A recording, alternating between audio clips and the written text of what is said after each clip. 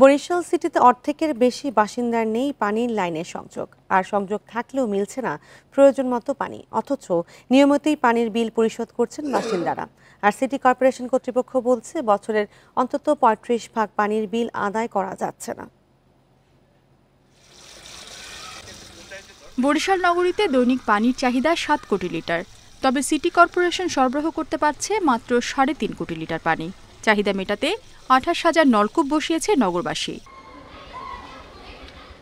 নগরবাসীর অভিযোগ, বেশিরভাগ সময়ই মিলছে না পানি, অথচ নিয়মিত দিতে হচ্ছে বিল। এমনকি বাড়িতে পানির লাইন না থাকলেও ট্যাক্সের সাথে পরিশোধ করতে হচ্ছে নির্ধারিত মূল্য। প্ল্যান পাস করতে হলে পানির বিল দিতে হবে। আমার তো খারাপ লাগে, আমি কষ্ট পানি পাই না, কিছু পাই না, বিল দিয়ে যাইতেছি। কর্পোরেশনের কোনো পানি আমরা পাই না, অথচ বিল তারা আমাদেরকে পে করতে বলে। সিটি কর্পোরেশন ছিল না, সেটা আমরা অনেক শান্তিতে ছিলাম, কারণ কিছুই তো আমাদের নাই, তো শুধু আমরা কেন সিটির বাসিন্দা হব। বর্তমানে ৫টি ওভারহেড, ৩৬টি পাম্প ও পানির গাড়ির সাহায্যে কর্পোরেশন এলাকায় সরবরাহ করা হচ্ছে পানি।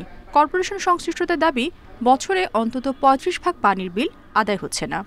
50% পানি সরবরাহ করতে পারি, আর 50% পানি না। যদি আমরা 10টা টিউবওয়েল পাই প্রোডাকশনাল, তাহলে আমরা ৮০ থেকে ৯০% পানি সরবরাহ করতে সক্ষম হব। মাসিক বিল করি, পানির বিল সর্বনিম্ন ১০০ টাকা থেকে সর্বোচ্চ ৮,০০০ টাকা পর্যন্ত। সিটি কর্পোরেশনের টোটাল বকেয়া ৩০ থেকে ৩৫% বকেয়া আছে। বরিশাল সিটি কর্পোরেশনের ৬৮ বর্গ কিলোমিটার এলাকার মধ্যে ৩১ বর্গ কিলোমিটার এলাকায় পানির সংযোগ রয়েছে।